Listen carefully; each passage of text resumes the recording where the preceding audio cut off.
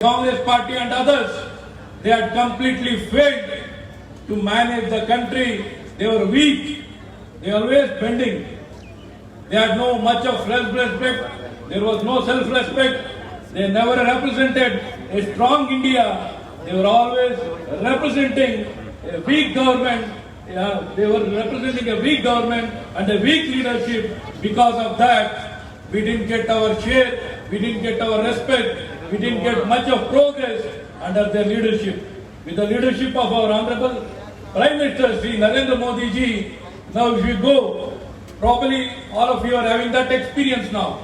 You are having that experience, many of your family members who are living in different countries.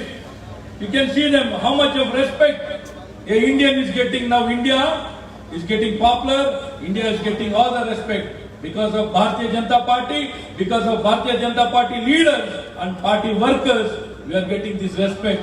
We need to tell this to the society how BJP has made the difference for this country. നമുക്കറിയാം നമ്മുടെ രാജ്യത്ത് പ്രത്യേകിച്ച് കേരളത്തിലെ കുറേയധികം ആൾക്കാർ വിവിധ രാജ്യങ്ങളിൽ ജോലിക്ക് വേണ്ടിയിട്ട് പോയിട്ടുണ്ട്. വിവിധ രാജ്യങ്ങളിൽ രാവോളം പണിയെടുത്ത് രാമന്തിയോളം കുടുംബങ്ങളെ പോറ്റുവാൻ വേണ്ടിയിട്ട് ജോലി ചെയ്യുന്ന ഒത്തിരി സഹോദരങ്ങൾ വിദേശത്തെ പല രാജ്യങ്ങളിലും ജോലി ചെയ്യുന്നുണ്ട്. പണ്ട് നമ്മുടെ നരേന്ദ്രമോദി ഗവൺമെന്റ് അധികാരത്തിൽ വരുന്നതിന് മുമ്പുള്ള കാലഘട്ടങ്ങൾ നിങ്ങൾ പരിശോധിച്ചു കഴിഞ്ഞാൽ നിങ്ങൾക്ക് മനസ്സിലാക്കാൻ സാധിക്കും എത്രമാത്രം ബഹുമാനം ആ രാജ്യങ്ങളിൽ നമ്മുടെ പൗരന്മാർക്ക് ലഭിക്കുന്നുണ്ടായിരിക്കുന്നു. നമ്മളുടെ രാജ്യത്തെ പൗരന്മാർ ആ രാജ്യങ്ങളിൽ ജോലി ചെയ്യുന്നത് വേണ്ടത്ര ബഹുമാനം ലഭിക്കാതെയാണ്. ഏതോ ഒരു പാവപ്പെട്ട രാജ്യത്തു നിന്ന് വന്നവർ, എത്രയോ പിന്നോക്കം നിൽക്കുന്ന ഒരു രാജ്യത്തു നിന്ന് വന്നവർ എന്ന തരത്തിൽ വേണ്ടത്ര ബഹുമാനം ലഭിക്കാതെ, കൃത്യമായിട്ട് പറഞ്ഞു കഴിഞ്ഞാൽ അവിടെ ജോലി ചെയ്യുവാൻ വേണ്ടിയിട്ട് മാത്രമുള്ള ആൾക്കാർ എന്ന തരത്തിലാണ് ആ രാജ്യങ്ങൾ നമ്മളുടെ രാജ്യത്തു നിന്ന് പോയിട്ടുള്ള പൗരന്മാരെ വിദേശ രാജ്യങ്ങളിലേക്ക് അവരുടെ കുടുംബത്തിനെ പോറ്റുവാൻ വേണ്ടിയിട്ട് പോയിട്ടുള്ള ഈ രാജ്യത്തെ പൗരന്മാരെ കണ്ടുകൊണ്ടിരുന്നത്. നിങ്ങൾ ചിന്തിച്ചു നോക്കൂ, നരേന്ദ്രമോദി അധികാരത്തിൽ വന്നതിന് ശേഷം, മോദിജി അധികാരത്തിൽ വന്നതിന് ശേഷം നമ്മളുടെ മുഴുവൻ വിദേശ രാജ്യങ്ങളുമായിട്ടുള്ള ബന്ധം, സുദൃഢമായ ബന്ധം ഉണ്ടാക്കിയെടുക്കുവാൻ നരേന്ദ്രമോദിജിക്ക് സാധിച്ചു. പണ്ടുകാലത്ത് ഇന്ത്യൻ പാസ്പോർട്ട് കാണുന്ന സമയത്ത് വിദേശ രാജ്യങ്ങളിലെ എംബസിയിലെ ഉദ്യോഗസ്ഥന്മാർ അവജ്ഞയോടുമാണ് നമ്മുടെ പൗരന്മാരെ കണ്ടുകൊണ്ടിരുന്നത്. പക്ഷേ നമ്മളുടെ പ്രധാനമന്ത്രി, ലോകാരാധ്യനായ പ്രധാനമന്ത്രി നരേന്ദ്രമോദിജി അധികാരത്തിൽ വന്നതിന് ശേഷം ഒരു കരുത്തുറ്റ ഇന്ത്യയെ സൃഷ്ടിച്ചതിന്റെ ഫലമായിട്ട്, വിദേശ രാജ്യങ്ങളുമായിട്ട് നല്ല ബന്ധം ഉണ്ടാക്കിയതിന്റെ ഫലമായിട്ട് നമ്മുടെ രാജ്യത്തെ പൗരന്മാരെ വിദേശ രാജ്യങ്ങൾ ഒന്നാം നിര പൗരന്മാരായിട്ട് കണ്ടുകൊണ്ടിരിക്കുന്നു. നിങ്ങൾക്ക് വ്യക്തിപരമായിട്ട് നിങ്ങളുടെ കുടുംബാംഗങ്ങളുമായിട്ട് സംവദിച്ചാൽ, വിദേശ രാജ്യങ്ങളിൽ ജോലി ചെയ്യുന്ന നിങ്ങളുടെ കുടുംബാംഗങ്ങളുമായിട്ട് സംവദിച്ചാൽ അവരിൽ നിന്ന് നിങ്ങൾക്കത് മനസ്സിലാക്കുവാൻ സാധിക്കും. ഇതുവഴി ഈ കാര്യങ്ങൾ ജനങ്ങളോട് നമ്മൾ തുറന്നു പറയാൻ തയ്യാറായാൽ, ഭാരതീയ ജനതാ പാർട്ടിയുടെ പ്രവർത്തകന്മാർ നമ്മളുടെ സമൂഹത്തോട് ഈ കാര്യങ്ങൾ ബോധ്യപ്പെടുത്താൻ തയ്യാറായാൽ ആ ബഹുമാനം നമുക്ക് ലഭിക്കും. അതുവഴി ജനങ്ങളുടെ മനസ്സിലേക്ക് നമുക്ക് കടന്നു ചെല്ലുവാൻ സാധിക്കും. Our country with 130 crore population, except in agriculture, in all other sectors, in agriculture we are self-sufficient. In all other sectors we depend on imports. We import many things from different countries. With such a big population, with so much of talent, we still depend for many things, from mass, from PPP kits. For every small thing, we used to depend on imports. We were never self-reliant for many of our requirements. Being such a big country with so much of talent, we used to depend on imports, which is unaffordable, which is not in the interest of the country. Unless we don't set up our own manufacturing base, how can we create employment? How can we develop economy? We'll be always dependent. With dependence, there is no future. There is no future for our country. In this direction, our Honorable Prime Minister started Atmanirbhar program, Atmanirbhar Bharat. Through Atmanirbhar Bharat, all the requirement of our country is been addressed very strongly. We came out within a 21 lakh crore package to encourage manufacturing, industrialization and self-reliance for our country, so that our country will not depend on other countries. In COVID-19, you could see whatever our requirement to fulfill our requirement, we had a lot of challenges. Since everybody was trying to protect their own country, they were not willing to share whatever resources they had with them with other countries. So we had a lot of problem challenges with regard to small things also we were depending. To prevent this, we have come out, Honorable Prime Minister has come out with Atmanirbhar Bharat program to address our requirement in this direction. We are going to build a strong, vibrant, self-reliant India, even with regard to defense. Defense, all the flight, fighter jets, guns, whatever battle,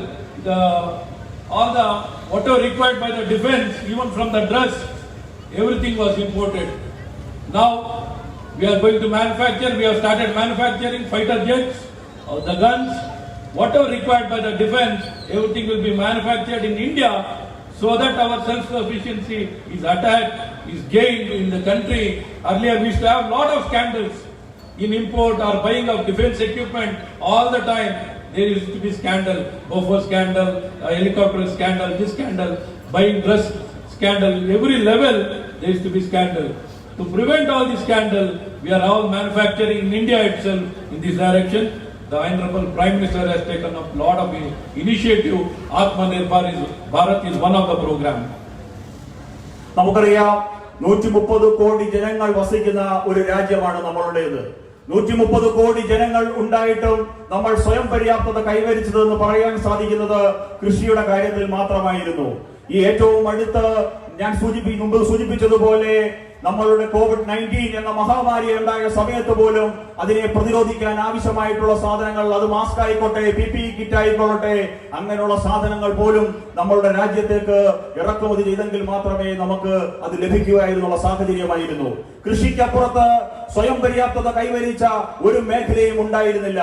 പക്ഷേ നമ്മുടെ പ്രധാനമന്ത്രി ദീർഘവീക്ഷണത്തോടെ ചിന്തിച്ചു, ഇവിടെ തൊഴിലവസരങ്ങൾ സൃഷ്ടിക്കപ്പെടണമെന്നുണ്ടെങ്കിൽ, സാമ്പത്തികപരമായിട്ട് നമ്മുടെ രാജ്യം അഭിവൃദ്ധിപ്പെടണമെന്നുണ്ടെങ്കിൽ കൃത്യമായിട്ട് ഇത്തരത്തിലുള്ള ഉൽപ്പന്നങ്ങൾ, ഈ രാജ്യത്തിന് ആവശ്യമായിട്ടുള്ള സാമഗ്രികൾ ഇവിടെ തന്നെ നിർമ്മിച്ചെങ്കിൽ മാത്രമേ ഇതുകൊണ്ട് സാധ്യമാകൂ.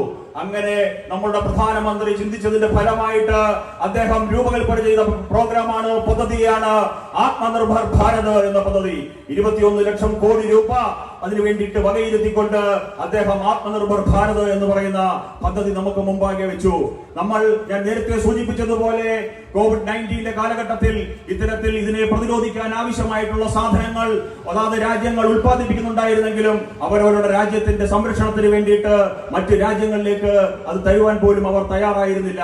പക്ഷേ നരേന്ദ്രമോദി സർക്കാർ ആത്മനിർഭർ ഭാരത് എന്ന പദ്ധതിയിലൂടെ സ്വയം പര്യാപ്തത കൈവരിക്കുവാനായിട്ട് നടത്തിയ ശ്രമങ്ങൾ, ഇത്തരത്തിൽ ഇറക്കുമതി ചെയ്തിരുന്ന സാധനങ്ങളെല്ലാം തന്നെ നമ്മുടെ രാജ്യത്ത് ഉൽപ്പാദിപ്പിക്കുവാൻ തുടങ്ങിയിരിക്കുന്നു. ഈ മാസ്കും PPE കിറ്റും ഉൾപ്പെടെ എല്ലാ സാധനങ്ങളും നമ്മുടെ രാജ്യത്ത് ഉൽപ്പാദിപ്പിക്കുവാൻ തുടങ്ങിയിരിക്കുന്നു. പണ്ട് പരിശോധിച്ചു കഴിഞ്ഞാൽ യുദ്ധ സാമഗ്രികൾ തുടങ്ങി ചെറിയ ചെറിയ വസ്ത്രങ്ങളാകട്ടെ, എന്ത് സാധനങ്ങളും നമ്മൾ മറ്റു രാജ്യങ്ങളിൽ നിന്ന്, വിദേശ രാജ്യങ്ങളിൽ നിന്ന് ഇറക്കുമതി ചെയ്യേണ്ടി വരികയായിരുന്നു. അതിന്റെ ഫലമായിട്ട് ഈ രാജ്യത്തുണ്ടായിട്ടുള്ള അഴിമതികൾ ഞാൻ പറയാതെ തന്നെ നിങ്ങൾക്കറിയാം. ഹെലികോപ്റ്റർ അഴിമതിയായാലും മറ്റു തരത്തിലുള്ള UPA ഗവൺമെന്റിന്റെ കാലഘട്ടത്തിലുള്ള ഓരോ അഴിമതികളും ഇതിന്റെ ഫലമായിട്ടുണ്ടായതാണ്. പക്ഷേ ആത്മനിർഭർ ഭാരത് സ്വയം പര്യാപ്തതയിലേക്ക് രാജ്യത്തെ നയിക്കണമെന്ന് ദീർഘവീക്ഷണത്തോടെ നമ്മുടെ പ്രധാനമന്ത്രി ചിന്തിച്ചതിന്റെ ഫലമായിട്ട്, അത്തരത്തിലൊരു പദ്ധതി ആസൂത്രണം ചെയ്തതിന്റെ ഫലമായിട്ട് ഇറക്കുമതികൾ ഒഴിവാക്കിക്കൊണ്ട് നമ്മുടെ രാജ്യത്തിന് ആവശ്യമായ സാധന സാമഗ്രികൾ നമ്മുടെ രാജ്യത്ത് തന്നെ ഉൽപ്പാദിപ്പിക്കുവാൻ തുടങ്ങിയിരിക്കുന്നു. As all of us are aware, the people of Kerala, they don't tolerate corruption. But then Prime Minister Srimati Indira Gandhi mentioned that corruption is a global phenomenon. Sri Rajiv Gandhi mentioned for every 100 rupees spent by the government of India, only 10 rupees will reach the last man in the society. The Prime Minister itself had considered and accepted corruption. And what could be the situation? Imagine, many years back itself, the corruption was so much. The Prime Minister itself had considered that corruption is a global phenomenon. That's a part and parcel of the culture of a society. We can't do anything. Corruption has to be accepted and we have to live with it. But here came in a man who has got zero tolerance for corruption, and our party has got zero tolerance for corruption.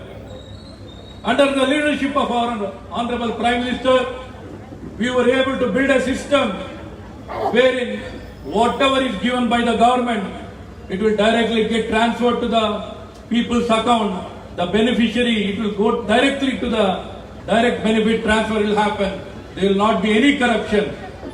Even during COVID, we were able to reach out to the people through their bank account, Jan Dhan accounts. From the time of independence, we had nationalized all the banks, but they had opened only 10 crore accounts. But within 6 years now, we have opened more than 35 crores accounts. Imagine in 70 years, 67 years, they were able to open only 10 crore bank accounts. Within 6 years, we were able to open more than 35 crore bank accounts. This is the kind of progress through these bank accounts. The government benefits, the pension, Pradhan Mantri Samman Yojana, whatever schemes, old age pension, all these things, we were able to directly reach out to the bank accounts, thereby completely preventing the corruption. Even after so many years of independence, we never had a strong act which will control the corruption. We were the first people, our party, our government, first came out Benami Act. Benami Prevention Act was brought out by our government. Then Indira Gandhi ji tried bringing that act. She was not able to bring. Our Sanmanya Pradhan Mantri ji, Narendra Modi ji was able to bring this act. He was the only man who had that willpower to bring this act, to protect the people, to prevent the corruption. Through many reforms, we are able to control the corruption in a process, in a due, within a few years. In our country, corruption will be completely eliminated in our society, but in a big way, we are able to control the corruption in our system. This is the contribution of our BJP, but look here, how corruption has been promoted by LDF and UDF. Openly they are promoting corruption, which the people of Kerala don't like it. They don't entertain corruption. They are against corruption. In India, there is one state, number one state, which is completely against corruption. That is Kerala state. Kerala state is completely against corruption. Even though you are all against corruption, LDF and UDF are encouraging and promoting corruption. നമുക്കറിയാം, നമ്മളുടെ ലോകത്ത്, നമ്മളുടെ രാജ്യത്ത് കഴിഞ്ഞ കാലങ്ങളെടുത്ത് പരിശോധിച്ചു കഴിഞ്ഞാൽ ഓരോ മേഖലയിലുമുള്ള അഴിമതിയെ സംബന്ധിച്ച് ഇന്ദിരാഗാന്ധി ഒരവസരത്തിൽ പറഞ്ഞു, അഴിമതി എന്ന് പറയുന്നത് ഈ ആഗോളപരമായിട്ടുള്ള ഒരു പ്രതിഭാസമാണ്. രാജീവ് ഗാന്ധി ഒരവസരത്തിൽ സൂചിപ്പിക്കുകയുണ്ടായി, 100 രൂപ ഒരു പദ്ധതി വിഹിതമായി വകയിരുത്തി പാവപ്പെട്ടവരിലേക്ക് എത്തിക്കുവാൻ ശ്രമിച്ചു കഴിഞ്ഞാൽ അതിൽ നിന്ന് 10 രൂപ മാത്രമായിരിക്കും സാധാരണക്കാരിലേക്ക് എത്തുന്നത്. ഈ നമ്മുടെ രാജ്യത്തിന്റെ സ്വാതന്ത്ര്യാനന്തരമുള്ള ചരിത്രം എടുത്ത് പരിശോധിച്ചു കഴിഞ്ഞാൽ എത്രയെത്ര അഴിമതികളാണ് നമുക്ക് കാണുവാൻ സാധിക്കുന്നത്. 67 വർഷത്തിന്റെ ഭരണകാലഘട്ടത്തിലുള്ള അഴിമതികൾ ഞാൻ പറയാതെ തന്നെ നിങ്ങൾക്ക് അറിയാം. പക്ഷേ നരേന്ദ്രമോദിജി അധികാരത്തിൽ വന്നതിന് ശേഷം ഈ രാജ്യത്ത് അദ്ദേഹം ഒരു പ്രഖ്യാപനം നടത്തി, അഴിമതിയോട് ഒരു സന്ധിയും ചെയ്യില്ല, അഴിമതി നടത്താൻ അനുവദിക്കുകയില്ല എന്ന പ്രഖ്യാപനം നമ്മുടെ രാജ്യത്തിന്റെ പ്രധാനമന്ത്രി നടത്തുകയുണ്ടായി. ഈ 6 വർഷക്കാലത്തെ ഭരണം എടുത്ത് പരിശോധിച്ചു കഴിഞ്ഞാൽ അത് നമുക്ക് മനസ്സിലാക്കാൻ സാധിക്കും. നരേന്ദ്രമോദിജി പദ്ധതികൾ, വിഹിതങ്ങളെല്ലാം തന്നെ സാധാരണക്കാരിലേക്ക് എത്തിക്കേണ്ട പൈസ, സാധാരണക്കാരിലേക്ക് കൈമാറേണ്ട തുകയെല്ലാം തന്നെ നേരിട്ട് ജനങ്ങളിലേക്ക് എത്തിക്കുകയാണ്. ബാങ്ക് അക്കൗണ്ടുകൾ വഴി നേരിട്ട് ജനങ്ങളിലേക്ക് പദ്ധതി വിഹിതം നമ്മളുടെ നരേന്ദ്രമോദി ഗവൺമെന്റ് എത്തിച്ചുകൊണ്ടിരിക്കുകയാണ്. നിങ്ങൾ പരിശോധിക്കണം, നമ്മൾ അധികാരത്തിൽ വരുന്നതിന് മുമ്പ് 6 വർഷം മുമ്പുള്ള ചരിത്രം എടുത്ത് പരിശോധിച്ചാൽ 10 കോടി ജനങ്ങൾക്ക് മാത്രമായിരുന്നു നമ്മളുടെ രാജ്യത്ത് ബാങ്ക് അക്കൗണ്ട് എന്നത് ഉണ്ടായിരുന്നത്. പക്ഷേ 6 വർഷം കൊണ്ട് നമ്മളുടെ ഗവൺമെന്റ്, കേന്ദ്ര ഗവൺമെന്റ് 35 കോടി ജനങ്ങൾക്ക് ബാങ്ക് അക്കൗണ്ട് എന്നത് സാധ്യമാക്കി. പ്രധാനമന്ത്രി കിസാൻ സമ്മാൻ നിധിയായാലും വിവിധ പെൻഷൻ പദ്ധതികളായാലും കൊറോണ സമയത്ത് നൽകിയ ധനസഹായങ്ങളായാലും എല്ലാം തന്നെ പ്രധാനമന്ത്രി നേരിട്ടാണ് ബാങ്ക് അക്കൗണ്ടുകളിലൂടെ ജനങ്ങളിലേക്ക് എത്തിച്ചുകൊണ്ടിരിക്കുന്നത്. ഇന്ദിരാഗാന്ധി ശ്രമിച്ചു പരാജയപ്പെട്ട ഒരു കാര്യം ബിനാമി പ്രിവെൻഷൻ ആക്ട്, അത് നടപ്പിലാക്കുവാനുള്ള ചങ്കൂറ്റം, ആ വിൽ പവർ കാണിച്ചത് നരേന്ദ്രമോദിജി മാത്രമാണ്. കേരളത്തിലെ ജനങ്ങൾ അഴിമതിക്ക് എതിരാണ്. കേരളത്തിലെ ജനങ്ങൾ അഴിമതി നടത്തുവാൻ സമ്മതിക്കുകയില്ല. പക്ഷേ ഇവിടെ മാറി മാറി ഭരിച്ചുകൊണ്ടിരിക്കുന്ന LDFും UDFും ഈ നാട്ടിൽ കാണിച്ചുകൊണ്ടിരിക്കുന്ന അഴിമതികൾ ഞാൻ പറയാതെ തന്നെ നിങ്ങൾക്ക് എല്ലാവർക്കും അറിയാവുന്നതാണ്. Bharatiya Janata Party is the only party which can protect the culture of our society, our Sanatana Dharma, our culture, our tradition can only be protected by Bharatiya Janata Party. If you see in the national level also, the Ram Mandir, which no people thought that Ram Mandir will be constructed in India, in Ayodhya. People never thought it will be only a announcement or only Goshen, only slogan in our party meetings. They never ever thought that the Ram Mandir will be constructed in Ayodhya. Now this has been made this has been realized, this has been brought and made sure that Ram Mandir construction has already started. It's all the Bharatiya Janata Party's commitment for this nation to ensure where Ram was born, the temple should be built there, was a demand of the people of our country, which has been realized today. It is because of Bharatiya Janata Party's effort, consistent effort, which has given the results. Even many more things with regard to 370. Always we used to have problem with regard to 370 issue with Kashmir, with Pakistan. Pakistan, though it was one small country, it was nothing, insignificant country. When you compare with Bharat or India, it is nothing. But time and again, the international community used to give lot of focus between the difference between India and Pakistan. So always we were cornered. Wherever we used to go for talks with different countries, always they used to raise only one issue with regard to India and Pakistan difference, India-Pakistan war, India-Pakistan differences. So all the time it used to be only about Kashmir. United Nations, whenever we used to go for any talks or any assembly, it used to be only about Kashmir. Always they used to corner the country only on Kashmir issue. Now Kashmir issue is nowhere. It has completely disappeared. Now there is no terrorism. There is not even a single incident of terrorism in Kashmir. That is how Bharatiya Janata Party has made difference for this entire country. In the similar lines, the culture of Kerala, which has been practiced, the culture tradition of the Kerala is very much appreciated by the entire country. Even today, even in this modern world, even in modern days, the culture and tradition is always been prioritized in the state of Kerala. Even now, everybody, if you see in any other state, I don't see anybody wearing the mundu, we call it panche. We can't see in any other state. We can't see the same tradition anywhere else. Even now, anywhere we go, we see the ritual, traditions, culture being practiced very strongly in the state of Kerala. The popular government, the left government, the LDF government had no respect for this. They had no respect. They wanted to bulldoze the entire culture of Kerala, the tradition culture of Kerala. With regard to the Sabrimala issue, though the people expressed their strong reservation, strong opposition, they didn't respect any of the sentiments of the people of Kerala. They just went ahead to ensure the tradition and ritual of the Sabrimala temple is been completely destroyed, completely decimated, discreated. This was their intention. Such a kind of political party we need to support. This kind of LDF party who has got no respect for the people's culture, tradition, they should be completely eliminated, defeated. They should be shown the door. It is against the people's culture. Looking at how Bharatiya Janata Party made a difference in state of Kerala under the leadership of our Surendra ji, under the leadership of Surendra ji, he took the agitation very strongly with all other leaders. All other leaders, BDJS also came forward very strongly, and we were able to fight it very strongly. That is how we were able to stop it.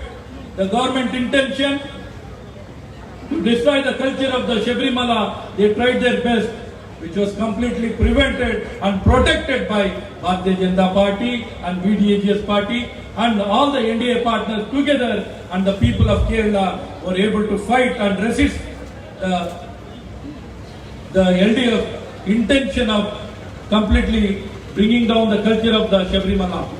In this direction, the people's will has not been respected by LDF. The LDF has got no respect.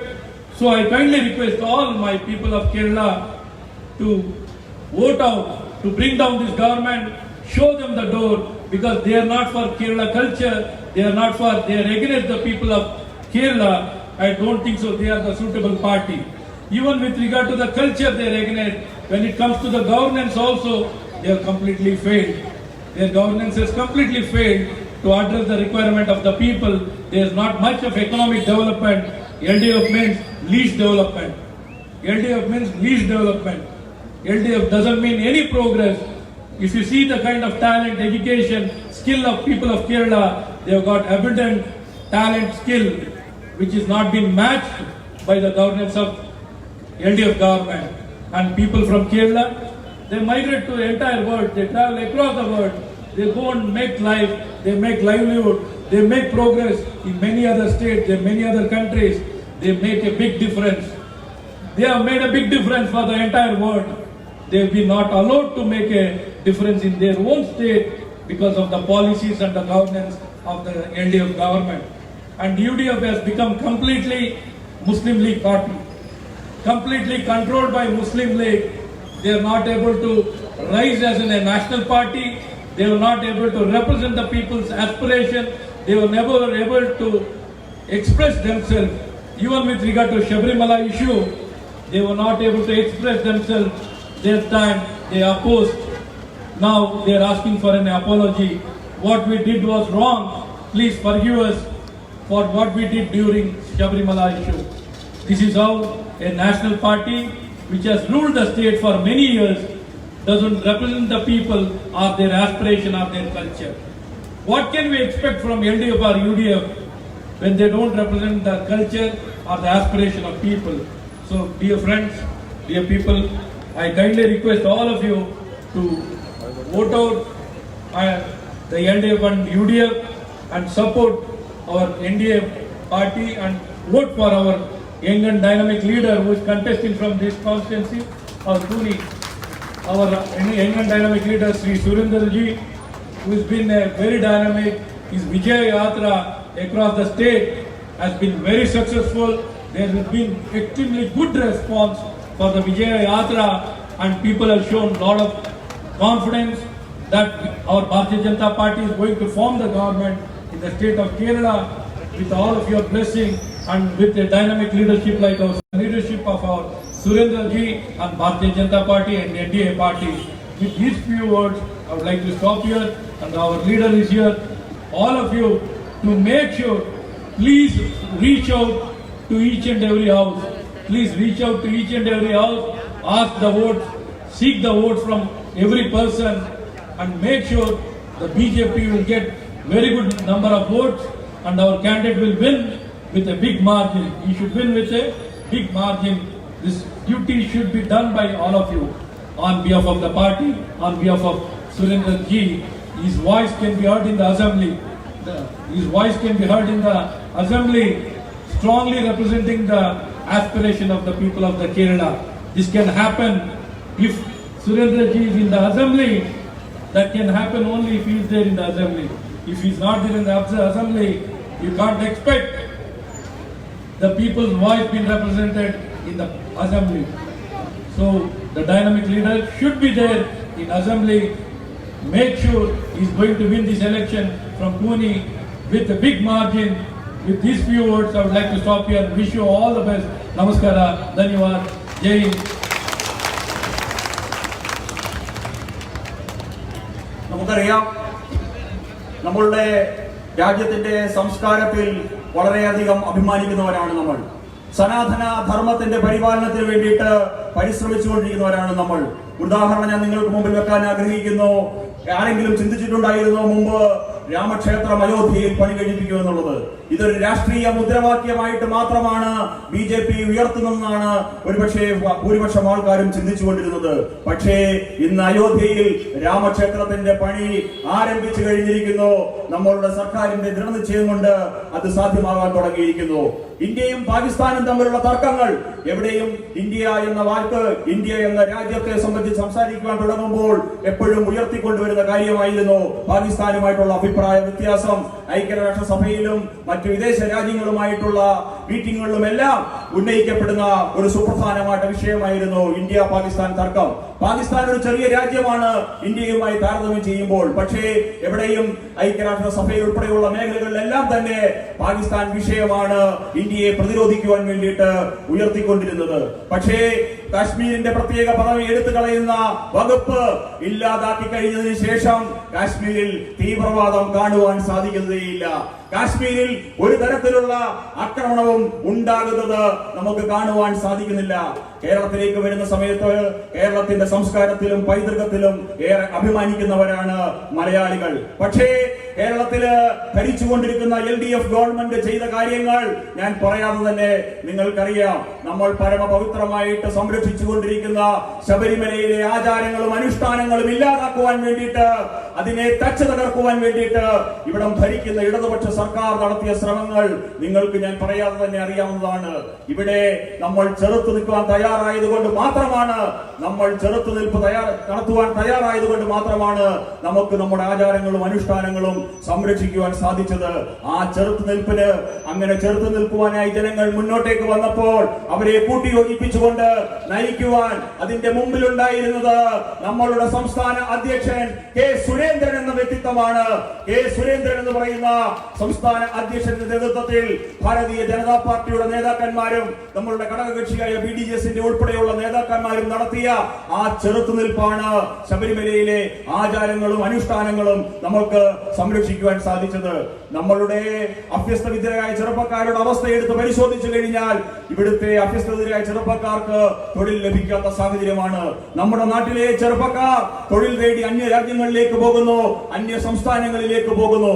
ഇത്രയത്തോളം കഠിനാധ്വാനം ചെയ്യുന്ന ചെറുപ്പക്കാരെ, ആൾക്കാരെ വേറെ എങ്ങും കാണുവാൻ സാധിക്കുകയില്ല. ഇങ്ങനെ കഷ്ടപ്പെടുന്ന, ഇങ്ങനെ കഠിനാധ്വാനം ചെയ്യാൻ തയ്യാറായിട്ടുള്ള അഭ്യസ്തവിദ്യരായ ചെറുപ്പക്കാർക്ക് ആവശ്യമായിട്ടുള്ള തൊഴിലവസരങ്ങൾ സൃഷ്ടിക്കുന്നതിൽ ഈ സർക്കാർ പൂർണ്ണ പരാജയമാണ്. ഈ നാടിന്റെ വികസനത്തിന് വേണ്ടിയിട്ട്, ഈ നാടിന്റെ സാമ്പത്തിക മുന്നേറ്റത്തിന് വേണ്ടിയിട്ട്, ഈ നാടിന്റെ തൊഴിലില്ലായ്മയുടെ പരിഹാരത്തിന് വേണ്ടിയിട്ട് ഒന്നും ചെയ്യുവാൻ സാധിക്കാത്ത ഒരു ഗവൺമെന്റാണ് ഇവിടെ ഭരിച്ചുകൊണ്ടിരിക്കുന്നത്. UDFന്റെ കാര്യം ഞാൻ പ്രത്യേകം പറയാൻ ആഗ്രഹിക്കുന്നു. ഒരു മുസ്ലിം ലീഗ് പാർട്ടിയായിട്ട് UDF അധപ്പതിച്ചിരിക്കുന്നു. അവരുടെ പോളിസികൾ തീരുമാനിക്കുന്നതെല്ലാം മുസ്ലിം ലീഗ് എന്ന പാർട്ടിയാണ്. ഇത്തരത്തിൽ മുസ്ലിം ലീഗ് പാർട്ടിയായിട്ട് അധപ്പതിച്ച UDFും ഇങ്ങനെ അഴിമതികളും വികസനമില്ലായ്മയും സമ്മാനിച്ച LDFുമാണ് നമുക്ക് മറുപക്ഷത്ത് നിൽക്കുന്നത്. ഇവിടെയാണ് നമ്മൾ തീരുമാനമെടുക്കേണ്ടുന്നത്.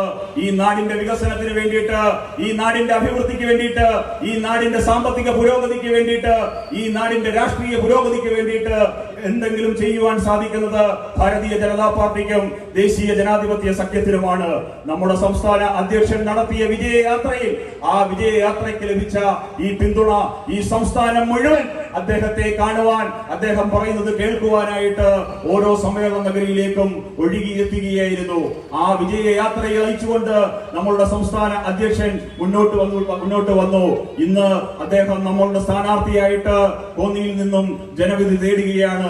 അദ്ദേഹത്തിന്റെ ശബ്ദം കേരളത്തിന്റെ നിയമസഭയിൽ ഉയർന്നു കേൾക്കേണ്ടത് ഈ നാടിന്റെ ആവശ്യമാണ്. അത് സാധ്യമാക്കുവാൻ നമുക്ക് സാധിക്കണം.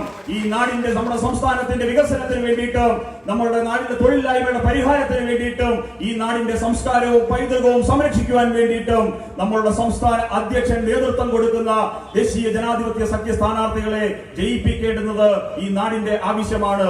എനിക്ക് നിങ്ങളുടെ അഭ്യർത്ഥിക്കാനുള്ളത്, നിങ്ങൾ ജനങ്ങളിലേക്ക് കടന്നു ചെല്ലണം. എല്ലാ വിഭാഗം ജനങ്ങളിലേക്കും കടന്നു ചെന്ന് ഈ കാര്യങ്ങൾ അവരെ പറഞ്ഞു മനസ്സിലാക്കി, ഈ കാര്യങ്ങൾ അവരെ ബോധ്യപ്പെടുത്തി, അവരെ ബോധവൽക്കരിച്ച് ആ വോട്ടുകൾ സമാഹരിച്ചുകൊണ്ട് വലിയ ഭൂരിപക്ഷത്തിൽ നമ്മളുടെ സംസ്ഥാന അധ്യക്ഷൻ ഏറ്റവും ദൃഢനിശ്ചയമുള്ള, ഏറ്റവും കരുത്തനായിട്ടുള്ള നമ്മളുടെ കെ സുരേന്ദ്രൻജിയെ കോന്നിയുടെ മണ്ണിൽ നിന്ന് വലിയ ഭൂരിപക്ഷത്തിൽ നമുക്ക് ജയിപ്പിക്കുവാൻ സാധിക്കണം. അദ്ദേഹത്തിന്റെ ശബ്ദം കേരള നിയമസഭയിൽ ഉയർന്നു കേൾക്കണം. അദ്ദേഹത്തിന് നേതൃത്വം കൊടുക്കുന്ന ഒരു ഭരണ സംവിധാനം, ഒരു ഭരണം നടത്തുവാൻ ദേശീയ ജനാധിപത്യ സഖ്യത്തിനും ഭാരതീയ ജനതാ പാർട്ടിക്കും സാധിക്കണം. അതിനു വേണ്ടിയിട്ട് പ്രയത്നിക്കണമെന്ന് മാത്രം അഭ്യർത്ഥിച്ചുകൊണ്ട് ഞാൻ എന്റെ വാക്കുകൾ ചുരുക്കുന്നു. എല്ലാവർക്കും നന്ദി. അടുത്തതായിട്ട് നമ്മളോട് സംസാരിക്കുന്നത് ദേശീയ ജനാധിപത്യ സഖ്യത്തിന്റെ സംസ്ഥാന കൺവീനറും BDJS-ന്റെ സംസ്ഥാന അധ്യക്ഷനായിട്ടുള്ള പ്രിയപ്പെട്ട ശ്രീ തുഷാർ വെള്ളാപ്പള്ളി അവர்களാണ്.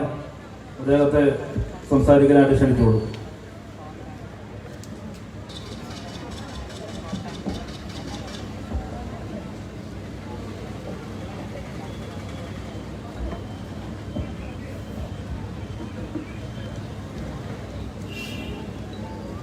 ബഹുമാനപ്പെട്ട അധ്യക്ഷൻ, നിയോജകമണ്ഡലത്തിന്റെ ഇൻചാർജ് ശ്രീ BA സൂരജ് അവർ, ഈ സമ്മേളനം ഉദ്ഘാടനം ചെയ്ത Karnataka deputy CM Shri doctor Ashwanth Narayanji, മുഖ്യപ്രഭാഷണം നടത്തുന്ന ശ്രീ കെ സുരേന്ദ്രൻജി ഉൾപ്പെടെയുള്ള വേദിയിലും സദസ്സിലുമുള്ള പ്രിയപ്പെട്ട സഹോദരങ്ങൾ, ഏതാണ്ട് 2-3 മണിക്കൂറുകളായിട്ട് മീറ്റിംഗ് തുടങ്ങിയതാണ്. ഇതിനുശേഷം കിലോമീറ്ററുകൾ തിരിച്ച് വീട്ടിലേക്ക് പോകേണ്ടതുള്ളതുകൊണ്ട് നേരത്തെ മീറ്റിംഗുകൾ അവസാനിപ്പിക്കുന്നതോട് ദീർഘമായ പ്രസംഗത്തിലേക്ക് ഞാൻ കടന്നു പോകുന്നില്ല.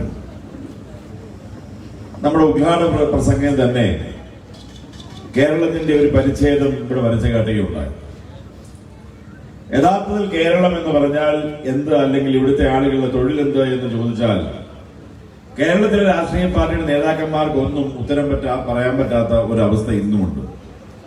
കേരളത്തിന്റെ വരുമാന മാർഗം എന്നാ എന്ന് സാധാരണ ഇവിടെ ചോദിച്ചാൽ നമ്മുടെ ആളുകൾ പറയും, നമ്മുടെ നേതാക്കന്മാർ പറയുന്നത് കൃഷി, വ്യവസായം, അങ്ങനെ ഒരുപാട് കാര്യങ്ങൾ നമ്മൾ പറയുന്നത് കേൾക്കുന്നവരാണ്. കേരളത്തിലെ കൃഷി കൊണ്ട്, അതല്ലെങ്കിൽ വ്യവസായം കൊണ്ട് എന്ത് വളർച്ച നമുക്ക് ഇത്രയും വർഷങ്ങളായി നടത്തുവാൻ കഴിഞ്ഞുവെന്ന് നമ്മൾ വെറുതെ നമ്മുടെ പരിസരം ഒന്ന് ചുറ്റി നോക്കിയാൽ മാത്രമേ നമുക്ക് മനസ്സിലാകാവുന്നുള്ളൂ. ഇന്ത്യക്ക് സ്വാതന്ത്ര്യം കിട്ടിയിട്ട് ഇത്രയും വർഷങ്ങളായി ഒരു പുതിയ വ്യവസായ സ്ഥാപനം തുടങ്ങുവാനോ ഒരു ഇൻഫ്രാസ്ട്രക്ചർ ഡെവലപ്മെന്റ് നടത്തുവാനോ പോലും കഴിയാത്ത ഒരു സംസ്ഥാനമാണ് കേരളം എന്ന സത്യാവസ്ഥ നമ്മൾ മനസ്സിലാക്കണം. ഇവിടെ യഥാർത്ഥത്തിൽ മനുഷ്യ ശരീരം കയറ്റി വെച്ച് മറ്റുള്ള രാജ്യങ്ങളിൽ നമ്മുടെ ചെറുപ്പക്കാർ പോയി തൊഴിലെടുത്ത്, മറ്റുള്ള സംസ്ഥാനങ്ങളിൽ പോയി തൊഴിലെടുത്ത് കൊണ്ടുവരുന്ന പണം മാത്രമാണ് കേരളത്തിന്റെ വരുമാനം എന്ന് പറയുന്നത്. പക്ഷെ അതേ സമയത്ത് മറ്റുള്ള സംസ്ഥാനവും ഇന്ത്യയുടെ അവസ്ഥയും നമ്മളത് പഠിക്കണം.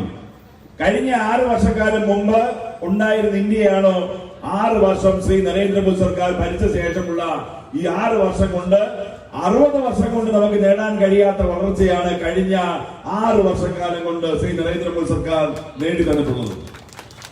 ആ തിരിച്ചറിവ് പലപ്പോഴും മലയാളികളായിട്ടുള്ള നമുക്ക് ഇന്നുമില്ല എന്നുള്ളത് കൊണ്ട് തന്നെയാണ് ഇവിടെ NDA സംവിധാനം കഴിഞ്ഞ പ്രാവശ്യം മത്സരിക്കാൻ വേണ്ടി വന്നപ്പോൾ നിങ്ങൾക്ക് ഓർമ്മ കാണും, കേരളത്തിലെ ഒരു മാധ്യമങ്ങളും ഇവിടെ ത്രികോണ മത്സരമാണെന്ന് പോലും പറയുവാൻ തയ്യാറായിരുന്നില്ല. ഒരു കാരണവശാലും ഒരാൾ പോലും NDAയുടെ സ്ഥാനാർത്ഥികൾ ജയിക്കും എന്ന് പറയുവാൻ കേരളത്തിലെ ഒരു മാധ്യമങ്ങളും തയ്യാറായില്ല. പക്ഷെ എങ്കിൽ പോലും കേരളത്തിലെ ജനങ്ങൾ അത് മനസ്സിലാക്കിക്കൊണ്ട് ഒരു കാരണവശാലും ജയിക്കില്ല എന്നുള്ള അവസ്ഥയിൽ നിന്ന് അന്ന് നമ്മൾ ഒരാൾ പാസ്സാകുകയും ഏതാണ്ട് 7ഓളം പേർ 2ാം സ്ഥാനത്ത് എത്തുകയുണ്ടായി. സുരേന്ദ്രജി തന്നെ വിരലെണ്ണാവുന്ന വോട്ടുകൾക്കാണ് തോറ്റുകയുണ്ടായത്. പക്ഷേ ആ സാഹചര്യങ്ങൾ മുഴുവൻ ഇന്ന് മാറിയിരിക്കുകയാണ്. കേരളത്തിലെ ചെറുപ്പക്കാരെ സംബന്ധിച്ചിടത്തോളം ഇന്ത്യയുടെ മറ്റു ഭാഗത്തുണ്ടായിട്ടുള്ള വളർച്ച, അതല്ലെങ്കിൽ ശ്രീ നരേന്ദ്രമോദി സർക്കാർ നടപ്പിലാക്കിയിട്ടുള്ള ഇന്ത്യയുടെ മുഖച്ഛായ മാറ്റിയ പ്രവർത്തനങ്ങൾ കഴിഞ്ഞ 6 വർഷക്കാലം കൊണ്ട് നടത്തിയിട്ടുള്ള വളർച്ച തിരിച്ചറിയുന്ന കേരളത്തിലെ മലയാളികൾ വരാൻ വേണ്ടി പോകുന്ന 6-ാം തീയതി നമ്മൾ പോളിംഗ് ബൂത്തിലേക്ക് പോകുമ്പോൾ NDA സർക്കാർ കേരളത്തിൽ ഉണ്ടാകണം എന്നാഗ്രഹിച്ച് വോട്ട് ചെയ്യുന്നതായിരിക്കും എന്നുള്ള കാര്യത്തിൽ യാതൊരു സംശയമൊന്നും ആവശ്യമില്ല. അത് ഒറ്റക്കെട്ടായി അന്ന് നമുക്ക് നടത്തുവാൻ കഴിയുകയില്ല എന്നുള്ള ചിന്ത ഉണ്ടായിരുന്നുവെങ്കിൽ ഇന്ന് ആര് ഭരിക്കണം, അതല്ലെങ്കിൽ എങ്ങനെ വേണം, നമുക്ക് ഇവിടെ ത്രികോണ മത്സരം എങ്ങനെയാണ് നടക്കുന്നത് എന്ന് കാണിച്ചു കൊടുക്കാൻ പറ്റും തരത്തിലേക്ക് ഇന്ന് കേരളത്തിൽ എല്ലാ മാധ്യമങ്ങളും ത്രികോണ മത്സരം നടക്കുന്നു. ഇവിടെ ആര് ജയിക്കും എന്ന് പ്രവചിക്കാൻ പറ്റാത്ത ഒരു അവസ്ഥയാണ് എന്ന് പറയത്തക്ക തരത്തിലേക്ക് നമ്മൾ ഇന്ന് ഇന്ത്യയിൽ എത്തിയിരിക്കുകയാണ്. നമ്മളെ സംബന്ധിച്ചോളം ഇന്ന് ഇന്ത്യക്കൊപ്പം ഇവിടെ ഇന്ത്യ വളർന്നുകൊണ്ടിരിക്കുന്നതിനൊപ്പം തന്നെ കേരളവും വളരണമെന്നുണ്ടെങ്കിൽ ആ വലിയ നമ്മുടെ വ്യവസായങ്ങൾ, നമ്മുടെ വിദ്യാഭ്യാസം ഉൾപ്പെടെയുള്ള എല്ലാ മേഖലകളിലും വലിയ വളർച്ച ഉണ്ടാക്കാൻ കഴിയുന്നുണ്ടെങ്കിൽ നരേന്ദ്രമോദി സർക്കാർ നടപ്പിലാക്കുന്ന പ്രവർത്തനങ്ങൾ കേരളത്തിലേക്ക് എത്തിക്കണമെന്നുണ്ടെങ്കിൽ NDA സർക്കാർ കേരളത്തിൽ ഉണ്ടായേ മതിയാകും. അത് വരാൻ വേണ്ടി പോകുന്ന 6-ാം തീയതി നടക്കുന്ന ഇലക്ഷനിൽ നമ്മുടെ ഓരോ പ്രവർത്തകരും, നമ്മുടെ ഈ ഇരിക്കുന്ന ആളുകൾ ഉൾപ്പെടെ നമ്മുടെ കുടുംബങ്ങളും നമ്മുടെ സുഹൃത്തുക്കളും നമ്മുടെ അടുത്തുള്ള വീടുകളിൽ ഉൾപ്പെടെ എന്താണ് കഴിഞ്ഞ 6 വർഷക്കാലം ശ്രീ നരേന്ദ്രമോദി സർക്കാർ നടപ്പിലാക്കിയത് ഇന്ത്യയിൽ എന്ന് പ്രചരിപ്പിക്കുകയും കേരളത്തിലെ ചെറുപ്പക്കാർക്ക് ഉൾപ്പെടെ വനിതകൾക്ക് ഉൾപ്പെടെ ഇന്ന് കേരളത്തിൽ കിട്ടിക്കൊണ്ടിരിക്കുന്ന ഒരുപാട് കാര്യങ്ങൾ കേന്ദ്ര സർക്കാർ നടപ്പിലാക്കുന്നത് മറ്റ് പല ഓമന പേരുകളിൽ സംസ്ഥാനത്ത് കൊടുക്കുന്ന ഈ കാര്യങ്ങളെല്ലാം തുറന്നു കാട്ടിക്കൊണ്ട് നമ്മുടെ വരാൻ വേണ്ടി പോകുന്ന 6-ാം തീയതി കഴിഞ്ഞ് പെട്ടി പൊട്ടിക്കുമ്പോൾ സുരേന്ദ്രൻജി ഇവിടുത്തെ MLA ആക്കുവാൻ വേണ്ടിയുള്ള പ്രവർത്തനങ്ങൾ നിങ്ങളുടെ ഭാഗത്തുണ്ടാവണമെന്ന് മാത്രം അഭ്യർത്ഥിച്ചുകൊണ്ട് ഞാൻ എളിയ വാക്ക് നിർത്തുന്നു. നമസ്കാരം.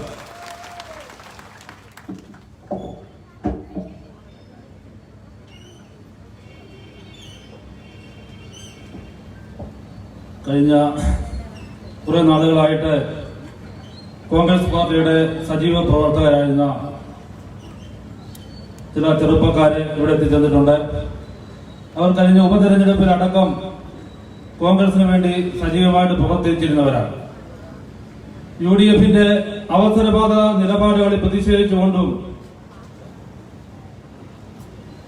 UDF സ്ഥാനാർത്ഥിയെ തന്നെ പരാജയപ്പെടുത്താൻ നേതൃത്വം കൊടുത്ത ശ്രീ റോബിൻ പീറ്റർ അടക്കമുള്ളവരുടെ കൂടെ പ്രവർത്തിക്കാൻ സാധിക്കത്തില്ല എന്ന് പറഞ്ഞുകൊണ്ടും അവര് ദേശീയ ജനാധിപത്യ സഖ്യത്തിന്റെ ഭാഗമായിട്ട് ഭാരതീയ ജനതാ പാർട്ടിയിലെ അംഗങ്ങളാകാനായിട്ട് ഇവിടെ എത്തിയിട്ടുണ്ട്. കല്ലേലി ഊരാളിയപ്പൂപ്പൻകാവ് ക്ഷേത്രത്തിന്റെ സെക്രട്ടറി ആയിട്ടുള്ള ശ്രീ CV സലീം കുമാർ അവർ ഇവിടെ എത്തിയിട്ടുണ്ട്. അദ്ദേഹം സിദ്ധനാഥ് സർവീസ് സൊസൈറ്റിയുടെ സംസ്ഥാന ഭാരവാഹിയാണ്.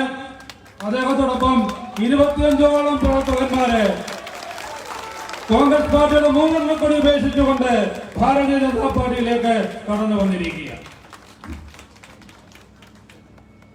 അതേപോലെ മാർക്സിസ്റ്റ് പാർട്ടിയിലെ സജീവ പ്രവർത്തകന്മാരായിരുന്ന ശ്രീ അനിൽകുമാർ, അദ്ദേഹം കൂടുതൽ മാർക്സിസ്റ്റ് പാർട്ടിയുടെ ബ്രാഞ്ച് കമ്മിറ്റി അംഗമായിരുന്നു. അദ്ദേഹം ഇവിടെ എത്തിച്ചേർന്നിട്ടുണ്ട്. അദ്ദേഹത്തെയും ശ്രീ പ്രിയപ്പെട്ട സുരേന്ദ്രൻജി അടക്കമുള്ള ദേശീയ ജനാധിപത്യ സഖ്യത്തിന്റെ നേതാക്കന്മാരെ സ്വീകരിക്കുന്നതാണ്. അതുപോലെ ശ്രീ പ്രസാദ് കൂടൽ, അദ്ദേഹവും മാർക്സിസ്റ്റ് പാർട്ടിയുടെ സജീവ പ്രവർത്തകനായിരുന്നു. നിരവധി സാമൂഹിക രംഗത്ത് പ്രവർത്തിച്ചിരുന്ന അദ്ദേഹത്തെയും ഈ അവസരത്തിലേക്ക് സ്വാഗതം ചെയ്യുകയാണ്. ശ്രീ CV ശാന്തി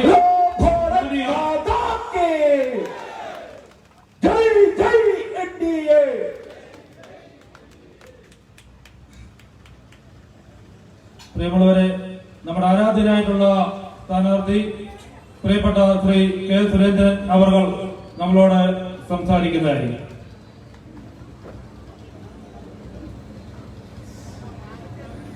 ഇന്നത്തെ വിശിഷ്ട അതിഥി ഈ കൺവെൻഷൻ ഔപചാരികമായി ഉദ്ഘാടനം ചെയ്ത കർണാടക ഉപമുഖ്യമന്ത്രി സർവാദരണീയനായ ശ്രീ അശ്വത് നാരായൺജി, BDJSന്റെ സംസ്ഥാന അധ്യക്ഷനും NDAയുടെ കൺവീനറുമായിട്ടുള്ള ശ്രീ തുഷാർ വെള്ളപ്പള്ളി അവർ, ഭാരതീയ ജനതാ പാർട്ടിയുടെ ജില്ലാ ജനറൽ സെക്രട്ടറി VA സൂരജ്, BDJSന്റെ സംസ്ഥാന ഉപാധ്യക്ഷനും നമ്മുടെ തൊട്ടടുത്ത മണ്ഡലത്തിലെ സ്ഥാനാർത്ഥിയുമായിട്ടുള്ള റാന്നിയിലെ സ്ഥാനാർത്ഥിയുമായിട്ടുള്ള ശ്രീ പത്മകുമാർജി, പാർട്ടിയുടെ മണ്ഡലം പ്രസിഡന്റ് ശ്രീ മനോജ്,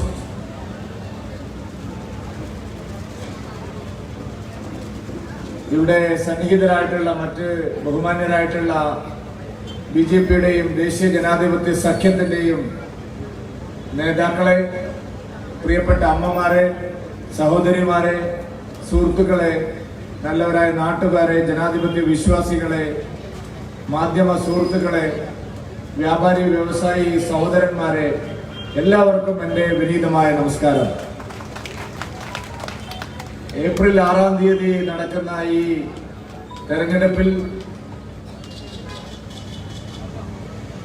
നിങ്ങളുടെ എല്ലാവരുടെയും വോട്ടവകാശം കുടുംബാംഗങ്ങളോടും സുഹൃത്തുക്കളോടും ഒപ്പം എന്റെ തെരഞ്ഞെടുപ്പ് ചിഹ്നമായിട്ടുള്ള താമര അടയാളത്തിൽ രേഖപ്പെടുത്തി ഈ കോന്നിയെ പ്രതിനിധീകരിക്കാനുള്ള അവസരം, കോന്നിയിൽ നിന്ന് തെരഞ്ഞെടുക്കപ്പെടാനുള്ള അവസരം നിങ്ങൾ നൽകണമെന്ന് ഞാൻ വിനീതമായി അഭ്യർത്ഥിക്കുകയാണ്. കോന്നി നമ്മളെ സംബന്ധിച്ചിടത്തോളം പ്രിയപ്പെട്ട ഒരു മണ്ഡലമാണ്. ദേശീയ ജനാധിപത്യ സഖ്യത്തെ സംബന്ധിച്ചിടത്തോളം, ഭാരതീയ ജനതാ പാർട്ടിയെ സംബന്ധിച്ചിടത്തോളം ഒഴിച്ചുകൂടാനാവാത്ത ഒരു മണ്ഡലമാണ് കോന്നി എന്നുള്ളത് കൊണ്ടാണ് പാർട്ടിയുടെ സംസ്ഥാന അധ്യക്ഷനായിട്ടുള്ള ഞാൻ ഇവിടെ വീണ്ടും ജനവിധി തേടുന്നത്.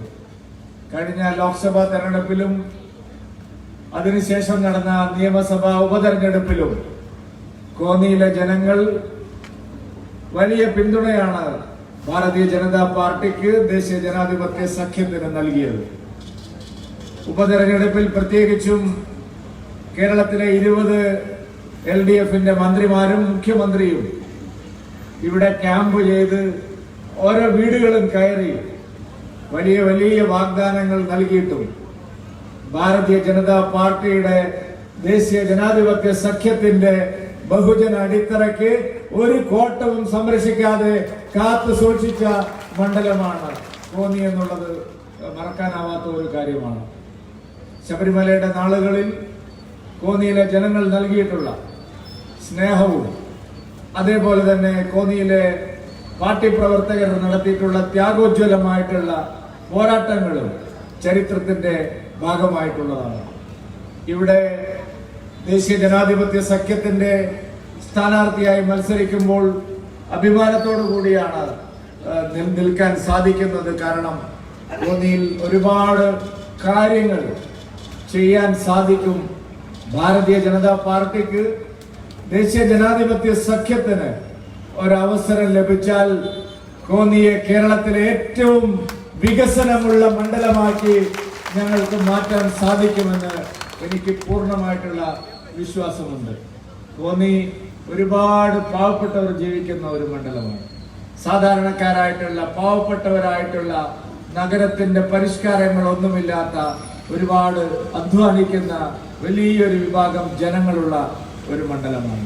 മലയോരത്ത് മണ്ണിൽ അധ്വാനിക്കുന്ന പാവപ്പെട്ട കൃഷിക്കാരും കർഷക തൊഴിലാളികളും സാധാരണക്കാരും താമസിക്കുന്ന ഒരു മണ്ഡലമാണ് കോന്നി മണ്ഡലം. കേരളത്തിലെ മറ്റ് പല രാഷ്ട്രീയ നേതാക്കന്മാരും തെരഞ്ഞെടുക്കുന്നത് പോലെ ഒരു നഗര മണ്ഡലമല്ല കോന്നി മണ്ഡലം. കോന്നി ഒരു ഗ്രാമീണ മണ്ഡലമാണ്, സാധാരണക്കാരുടെ മണ്ഡലമാണ്, പാവപ്പെട്ടവരുടെ മണ്ഡലമാണ്, ഭൂമി ഇല്ലാത്തവരുടെ, വീടില്ലാത്തവരുടെ 10,000-കണക്കിന് കുടുംബങ്ങളുള്ള ഒരു മണ്ഡലമാണ് കോന്നി മണ്ഡലം. കോന്നിയിൽ എന്തെല്ലാം വാഗ്ദാനങ്ങൾ ഇതിനു മുമ്പുള്ളവർ തന്നിരിക്കുന്നു. പട്ടയം കിട്ടാത്ത 6,000 കുടുംബങ്ങൾ, പ്രിയപ്പെട്ടവർ, 6 പതിറ്റാണ്ടിന് ശേഷവും ഇന്നും കോന്നിയിലുണ്ട്. 4,000-ഓളം ആളുകൾ, കുടുംബങ്ങൾ ലയങ്ങളിൽ താമസിക്കുന്ന പാവപ്പെട്ട തൊഴിലാളികളുണ്ട്. ശൗചാലയങ്ങളില്ലാതെ, വൈദ്യുതി ഇല്ലാതെ, ശരിയായ കുടിവെള്ളമില്ലാതെ, പരിഷ്കൃത സമൂഹം ജീവിക്കുന്ന ഒരു ആനുകൂല്യവും ഇല്ലാതെ ജീവിക്കുന്ന 10,000-കണക്കിന് ആളുകളുള്ള മണ്ഡലമാണ് കോന്നി മണ്ഡലം. ആ മണ്ഡലത്തെ ദീർഘകാലം പ്രതിനിധീകരിച്ചവരെല്ലാവരും പ്രഗത്ഭന്മാരായിട്ടുള്ള ആളുകളാണ്, നിസ്സാരക്കാരല്ല. MP-മാരായും MLA-മാരായും മന്ത്രിമാരായും ഒക്കെ തിളങ്ങിയിട്ടുള്ള ആളുകൾ പ്രതിനിധാനം ചെയ്ത മണ്ഡലമാണിത്. ആ മണ്ഡലത്തിനാണ് ഈ ദുർഗതി എന്നുള്ള കാര്യം നാം ആലോചിക്കണം. എത്രയെത്ര പട്ടയമേളകൾ നമ്മുടെ നാട്ടിൽ നടന്നു. എന്തെല്ലാം വാഗ്ദാന പെരുമഴകൾ നമ്മുടെ നാട്ടിലെ ജനങ്ങൾക്ക് മുമ്പിലൂടെ കടന്നുപോയി. കഴിഞ്ഞ ഉപതെരഞ്ഞെടുപ്പിൽ 10,000-കണക്കിന് ആളുകൾക്ക് തൊഴിൽ കിട്ടും, എത്രയോ ആളുകൾക്ക് വീട് കിട്ടും, എത്രയോ ആളുകൾക്ക് പുതിയ പുതിയ അവസരങ്ങൾ ഉണ്ടാകും, വ്യവസായ സംരംഭങ്ങൾ ഉണ്ടാവും എന്നൊക്കെയുള്ള എന്തെല്ലാം വാഗ്ദാനങ്ങൾ നൽകിയാണ് ഈ നാട്ടിലെ ജനങ്ങളെ കബളിപ്പിച്ച് നമ്മുടെ LDF-ന്റെ MLA ഇവിടെ ജയിച്ചത്. അതിനുശേഷം എന്ത് നടന്നു എന്നുള്ള കാര്യം നമ്മളെല്ലാവരും ആലോചിക്കണം. ഒരു പുരോഗതിയും വികസനവും പറഞ്ഞവർക്കൊന്നും തൊഴിലും ഒരവസരവും കോന്നിയിലെ ജനങ്ങൾക്ക് ഇതേവരെ കിട്ടിയിട്ടില്ല. കിട്ടേണ്ടവർക്കൊക്കെ കിട്ടി. അവർക്ക് കുടുംബക്കാർക്കും ബന്ധുക്കൾക്കും നേതാക്കന്മാരുടെ അനുയായികൾക്കും അവരുടെ ബന്ധുക്കൾക്കും ഒക്കെ കിട്ടേണ്ടത് കിട്ടി. പാവപ്പെട്ടവൻ ഇന്നും ഒന്നും കിട്ടിയിട്ടില്ല. ഭാരതീയ ജനതാ പാർട്ടിക്ക്, ദേശീയ ജനാധിപത്യ സഖ്യത്തിന് ഒരവസരം ലഭിച്ചാൽ പ്രധാനമന്ത്രി നരേന്ദ്രമോദിജിയുടെ സഹായത്തോടുകൂടി ഈ കോന്നി മണ്ഡലത്തിലെ ആയിരക്കണക്കിന് 10,000-കണക്കിന് ആളുകൾക്ക് വികസനം എത്തിക്കാൻ ഭാരതീയ ജനതാ പാർട്ടിക്കും NDAക്കും സാധിക്കും. ഞാൻ മറ്റു കാര്യങ്ങളിലേക്കൊന്നും കടക്കുന്നില്ല. ശബരിമലയുടെ കാര്യം സൂചിപ്പിക്കാതെ കോന്നിയിൽ സംസാരിക്കുന്നത് ഒട്ടും ഉചിതമല്ല എന്ന് എനിക്കറിയാം. ഇന്ന് CPM-ന്റെ അഖിലേന്ത്യാ ജനറൽ സെക്രട്ടറി സീതാറാം യെച്ചൂരിയുടെ പ്രസ്താവന ഇന്ന് നിങ്ങൾ എല്ലാവരും TV-യിൽ കണ്ടിട്ടുണ്ടാവും. ശബരിമലയെ കുറിച്ച് കഴിഞ്ഞ ദിവസം ദേവസ്വം മന്ത്രി കടകംപള്ളി സുരേന്ദ്രൻ ഞങ്ങൾക്ക് തെറ്റുപറ്റിയിട്ടുണ്ട് ശബരിമലയുടെ കാര്യത്തിൽ എന്ന് തിരുവനന്തപുരത്ത് പറയുകയുണ്ടായി. ദേവസ്വം മന്ത്രി തെരഞ്ഞെടുപ്പിൽ കഴക്കൂട്ടത്ത് മത്സരിക്കുന്നത് കൊണ്ട് ശബരിമലയിൽ തെറ്റുപറ്റിയ കാര്യം അദ്ദേഹം എടുത്തു പറയുകയുണ്ടായി.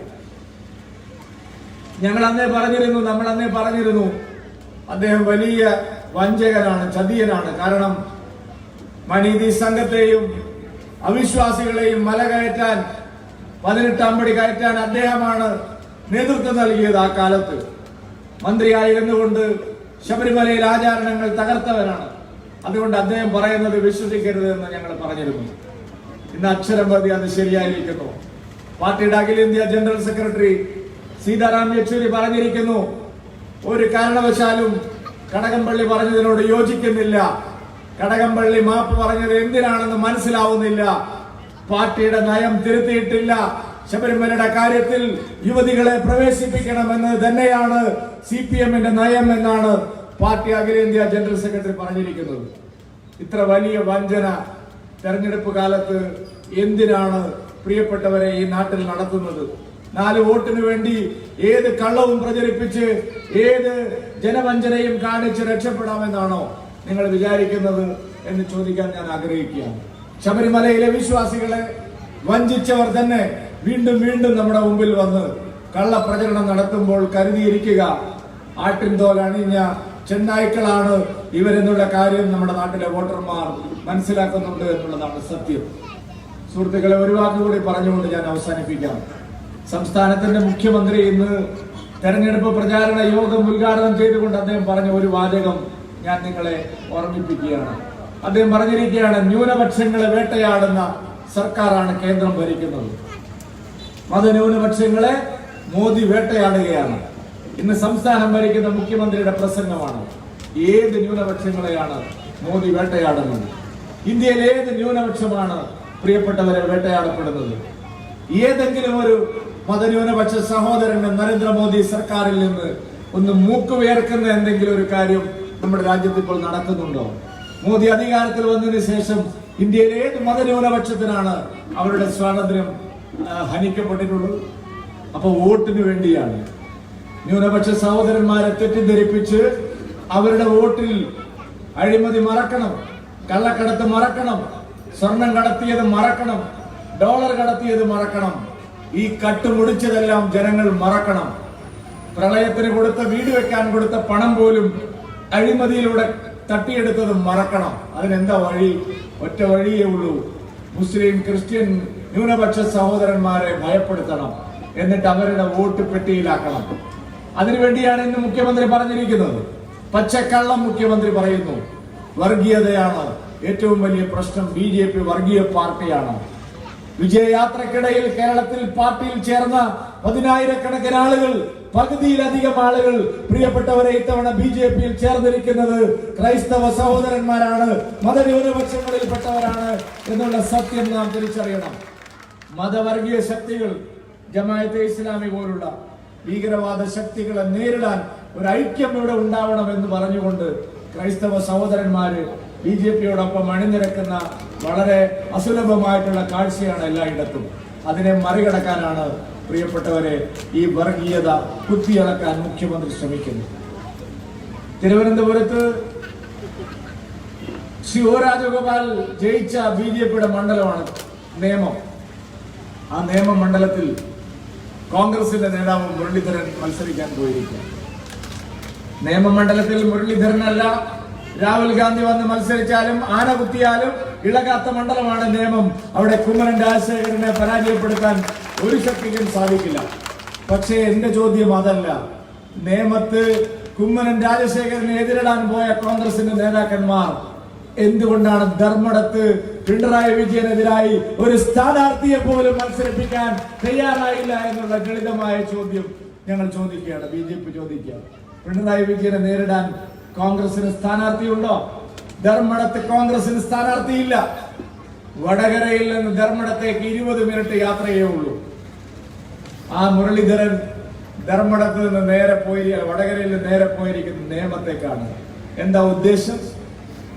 ഉദ്ദേശം വളരെ വ്യക്തമാണ്. കോൺഗ്രസിന് പിണറായി വിജയനെ CPM-നെ നേരിടാനുള്ള ത്രാണിയില്ല. കോൺഗ്രസിന് പിണറായി വിജയന്റെ അഴിമതിയെയും അക്രമത്തെയും ഏകാധിപത്യത്തെയും നേരിടാനുള്ള ശക്തിയില്ല. അവർ ഒത്തുതീർപ്പിലാണ്. അതുകൊണ്ടാണ് എന്റെ സുഹൃത്ത് കഴിഞ്ഞ തവണ കോന്നിയിൽ തന്നെ മത്സരിച്ച കോൺഗ്രസ് സ്ഥാനാർത്ഥി പൊട്ടിക്കരഞ്ഞുകൊണ്ട് പറഞ്ഞിരിക്കുന്നത്, CPM-നാണ് കഴിഞ്ഞ തവണ കോൺഗ്രസിന്റെ ഇപ്പോഴത്തെ സ്ഥാനാർത്ഥിയും സംഘവും കഴിഞ്ഞ നിയമസഭാ തെരഞ്ഞെടുപ്പിൽ വോട്ട് ചെയ്തിരിക്കുന്നു. നോക്കൂ നിങ്ങൾ, CPM-നെ ജയിപ്പിക്കാൻ ഈ കോന്നി ഒരിക്കലും കിട്ടാത്ത CPM-നെ ജയിപ്പിക്കാനാണ് കഴിഞ്ഞ തവണ, ഞാൻ പറഞ്ഞ എന്റെ ആരോപണമായിട്ട് കണക്കാക്കരുത് ദയവായി ആരും, ഞാൻ പറഞ്ഞതല്ല. കഴിഞ്ഞ തവണ കോൺഗ്രസിന്റെ സ്ഥാനാർത്ഥിയായി മത്സരിച്ച ഈ ജില്ലയിലെ ഏറ്റവും തലമുതിർന്ന നേതാവ്, കോൺഗ്രസ് പാർട്ടിക്ക് വേണ്ടി ഒരു പുരുഷായുസിന്റെ പകുതിയിലധികം മാറ്റിവെച്ച കോൺഗ്രസിന്റെ ഏറ്റവും ഉന്നതനായ നേതാവ് കരഞ്ഞുകൊണ്ട് പറയുന്നു, ഇപ്പോൾ കോൺഗ്രസ് നിർത്തിയിരിക്കുന്ന സ്ഥാനാർത്ഥി CPM-ന് വേണ്ടി കഴിഞ്ഞ തവണ 10,000-കണക്കിന് കോൺഗ്രസ് വോട്ടുകൾ മറിച്ചു കൊടുത്തു, ബാക്കിയുള്ളവരെ പോളിംഗ് ബൂത്തിൽ പോവാൻ അനുവദിച്ചില്ല എന്നുള്ള കാര്യം. ഞാൻ ഇതുകൊണ്ടാണ് പറഞ്ഞത്, ഇവർക്കുള്ള ശത്രുത ആരോടാണ്? CPM-നെ വിജയിപ്പിക്കാൻ അവർക്ക് മടിയില്ല. സ്വാർത്ഥ ലാഭത്തിന് വേണ്ടി CPM-നെ വിജയിപ്പിക്കാൻ അവർക്ക് മടിയില്ല. നേമത്തേക്ക് പോയ മുരളീധരൻ ധർമ്മടത്തേക്ക് പോവാത്തതിന്റെ കാരണമാണ് ഞാൻ ചോദിച്ചത്. താൽക്കാലിക ലാഭത്തിന് വേണ്ടി പ്രിയപ്പെട്ടവരെ സ്വന്തം സ്ഥാനാർത്ഥിയെ ഇരുത്തി CPM സ്ഥാനാർത്ഥിക്ക് വോട്ട് ചെയ്യുന്ന കോൺഗ്രസ് പാർട്ടിയെ ഇനിയും ഈ കോന്നിയിലെ ജനങ്ങൾ വിശ്വസിക്കണോ വേണ്ടോ എന്നുള്ള വിനയപൂർവമായ ചോദ്യമാണ് ഞങ്ങൾ ചോദിക്കാൻ ആഗ്രഹിക്കുന്നത്. കോന്നിയുടെ വികസനത്തിന്, ഇവിടുത്തെ സ്വേച്ഛാധിപത്യത്തിനെതിരായിട്ട് നിങ്ങളുടെ വിലയേറിയ വോട്ടുകൾ നിങ്ങൾ വിനിയോഗിക്കണം. മത്സരിച്ച് നിങ്ങളുടെ കൂടെ 2019 ലോക്സഭാ തെരഞ്ഞെടുപ്പിലും 20 നിയമസഭാ ഉപതെരഞ്ഞെടുപ്പിലും നിങ്ങളോടൊപ്പം നിന്ന എനിക്ക് 21 മുതൽ ഇവിടെ തന്നെ ശക്തമായിട്ട് ഈ നാടിന്റെ വികസനത്തിന് വേണ്ടി പ്രവർത്തിക്കാനുള്ള അവസരം തരണമെന്ന് ഞാൻ വിനയത്തോടെ എല്ലാവരോടും അഭ്യർത്ഥിച്ചുകൊണ്ട് എന്റെ വാക്കുകൾ അവസാനിപ്പിക്കുന്നു. നിങ്ങൾക്ക് നമസ്കാരം. വന്ദേ മാതരം.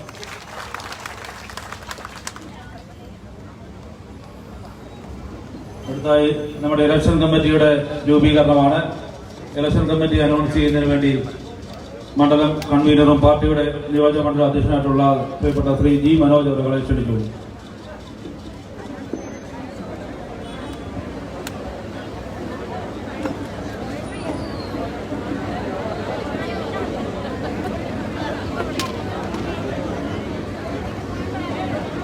വളരെ പെട്ടെന്ന് തന്നെ ഇലക്ഷൻ കമ്മിറ്റി അനൗൺസ് ചെയ്യാൻ വൈകിയതുകൊണ്ട് നമ്മുടെ നിയോജകമണ്ഡലം തെരഞ്ഞെടുപ്പ് കമ്മിറ്റിയുടെ ചെയർമാൻ ശ്രീ ബാബു വെളിയത്ത്, വൈസ് ചെയർമാൻമാർ Shri VS Harishchandran, Shri D. Ashok Kumar, advocate Leslie Daniel, Shri Majeed Kurumbukara, professor KK Srinivasan, Shrimati Mini Harikumar, Shrimati Meena M. Nair, Shri Sasi Shankar, advocate Eby Sab, general secretary Shri G.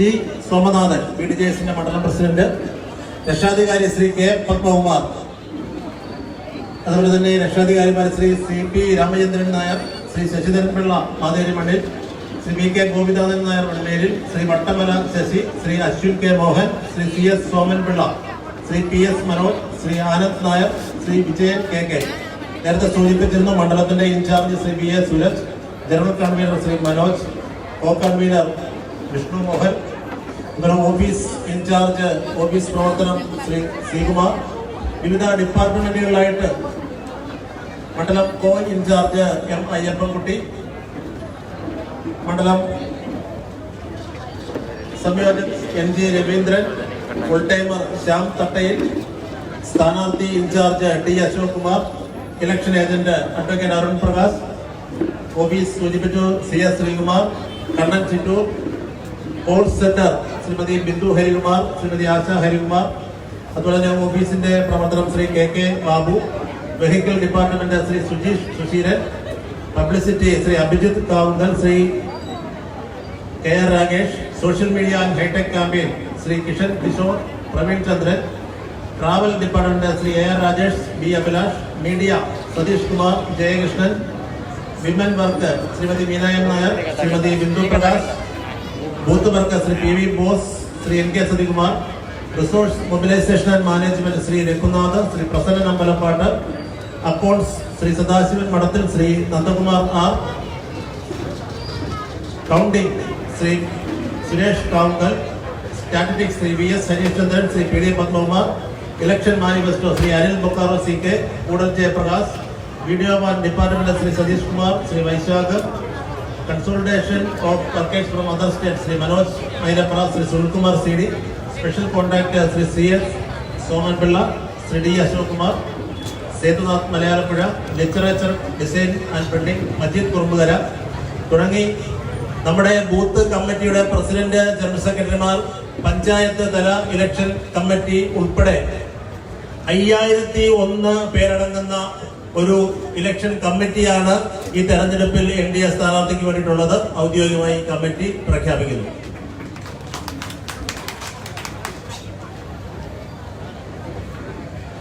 പരിപാടി കൃതജ്ഞത രേഖപ്പെടുത്താൻ പാർട്ടി ജില്ലാ സെക്രട്ടറി ഈ മണ്ഡലത്തിന്റെ കോ കൺവീനറുമായിട്ടുള്ള ശ്രീ വിഷ്ണു മോഹനെ ക്ഷണിക്കുന്നു.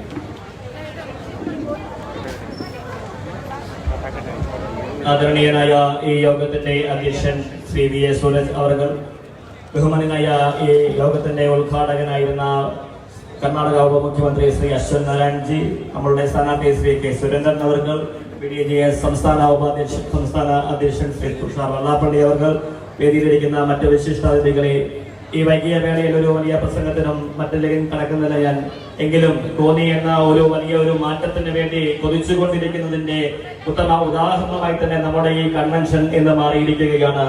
വളരെയേറെക്കാലം വികസനത്തിന്റെ പേര് പറഞ്ഞുകൊണ്ട് അഴിമതിയിലൂടെ കടന്നുപോയ ഭരണത്തിന് ഒരു അറുതി വരുത്തിക്കൊണ്ട് ശബരിമല എയർപോർട്ട് ഉൾപ്പെടെയുള്ള വലിയ വികസനം കോന്നിയിൽ കൊണ്ടുവരാൻ വേണ്ടി ഭാരതീയ ജനതാ പാർട്ടിയുടെ ഭരണത്തിന്റെ കീഴിൽ സാധിക്കുമെന്ന് നമ്മുടെ സ്ഥാനാർത്ഥി നമ്മളുടെ മുമ്പിൽ ഉറപ്പു തന്നു കഴിഞ്ഞിരിക്കുന്നു. ഈ വേളയിൽ ഈ K. സുരേന്ദ്രനെ കോന്നിയുടെ MLA ആയി വിജയിപ്പിച്ചുകൊണ്ട് കോന്നിയുടെ വികസനത്തിന് വേണ്ടി ഒരു ആക്കം കൂട്ടുന്നതിന് വേണ്ട തീരുമാനം നമ്മൾ എടുക്കണമെന്ന് അഭ്യർത്ഥിച്ചുകൊണ്ട് ഞാൻ എന്റെ കർത്തവ്യത്തിലേക്ക് കടക്കുകയാണ്. ആദ്യമായി ഈ തെരഞ്ഞെടുപ്പ് കൺവെൻഷന്റെ അധ്യക്ഷത വഹിച്ച ശ്രീ VA സുരജ് അവർകൾ അദ്ദേഹത്തിന് ഈ തെരഞ്ഞെടുപ്പ് കമ്മിറ്റിയുടെ പേരിലുള്ള നന്ദി അറിയിച്ചുകൊള്ളുന്നു. ഈ പൊതുയോഗം ഉദ്ഘാടനം ചെയ്ത ബഹുമാനായ കർണാടക ഉപമുഖ്യമന്ത്രി ശ്രീ അശ്വൻ നാരായൺ അവർകൾ അദ്ദേഹത്തിന് കോന്നി തെരഞ്ഞെടുപ്പ് കമ്മിറ്റിയുടെ പേരിലുള്ള കൃതജ്ഞത അറിയിച്ചുകൊള്ളുന്നു. നമ്മളുടെ സ്ഥാനാർത്ഥിയായ ശ്രീ K. സുരേന്ദ്രൻ അവർകൾ അദ്ദേഹത്തിന് കോന്നി തെരഞ്ഞെടുപ്പ് കമ്മിറ്റിയുടെ കൃതജ്ഞത അറിയിച്ചുകൊള്ളുന്നു. BDJSന്റെ സംസ്ഥാന അധ്യക്ഷൻ ശ്രീ തുഷാർ വെള്ളാപ്പള്ളി അവർകൾ അദ്ദേഹത്തിന് കൃതജ്ഞത രേഖപ്പെടുത്തുന്നു.